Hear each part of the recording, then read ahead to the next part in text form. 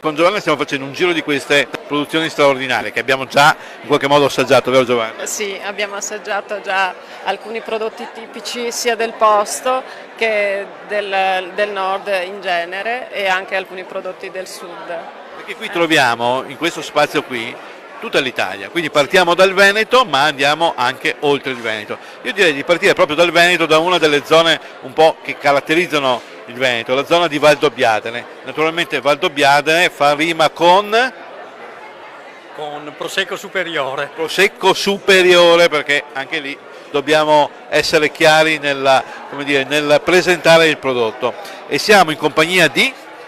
Io sono Daniele Agostinetto, ho un'azienda a Valdobbiadene e esercitiamo lì, ci facciamo le uve, i vini e produciamo un po' di bottiglie di spumante. Prima scherzando si diceva un po' il prosecco superiore del food superiore, degli stellati, perché voi fornite tante stelle, no? Puntiamo molto sulla ristorazione, non esclusivamente, perché a noi abbiamo anche moltissimi bar, moltissimi negozi e trattorie, enoteche, però abbiamo l'onore di essere fornitori di parecchi ristoranti importanti a livello nazionale, anche con stellati, però indipendentemente da quello, molti ristoranti che fanno una grande qualità.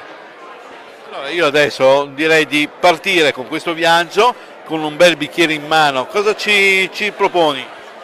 Noi qui abbiamo portato i nostri 4 vini, ne mancherebbe uno per la verità, che è un passito di Prosecco, e siamo rimasti noi e forse la parrocchia a produrlo ormai, però è esaurito in questo periodo. Esaurito, quindi niente, quello lì la prossima volta. Sarà pronto.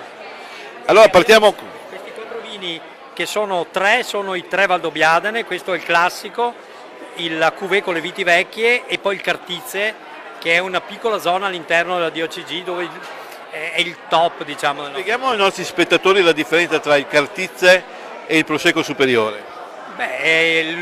Il vitigno è lo stesso, la zona è una zona molto, molto scoscesa, quindi questi vigneti su queste colline molto ripide hanno una bassa umidità, quindi la resa è leggermente più bassa, l'uva diventa più zuccherina anche perché è molto ventilato, e poi c'era la tradizione, almeno una volta ma anche adesso, di raccogliere l'uva qualche giorno alla fine della vendemmia, quindi abbiamo questa ricchezza di zuccheri, il vino è molto fruttato ed ha questo sapore e questo profumo straordinario, insomma.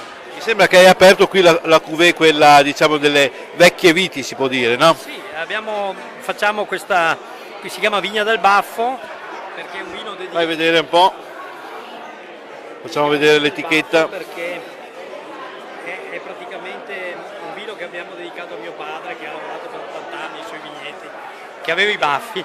Quindi tuo papà hai in qualche modo identificato questa bottiglia? Ma diciamo di sì, e questo ha la caratteristica di essere prodotto con tutte le viti, con tutti i ceppi più vecchi che abbiamo in azienda, quindi noi abbiamo piante anche prima della prima guerra mondiale, sono delle piante che hanno una caratteristica di avere le radici che vanno in profondità anche 2 metri, quindi asportano molti più minerali e il vino è molto più minerale, più speziato e si distingue dal classico fatto con tutte le altre viti in maniera molto evidente. Allora, cosa dici Giovanna? Io lo assaggerei se ce lo fai assaggiare e facciamo un brindisi tutti e 3 di apertura. 2 e il tuo? Eccolo lì, perfetto. Un brindisi ben augurante, no? Speriamo, se ne abbiamo bisogno.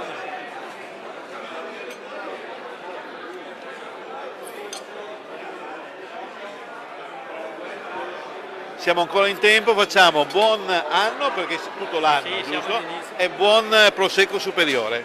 Cin Giovanna.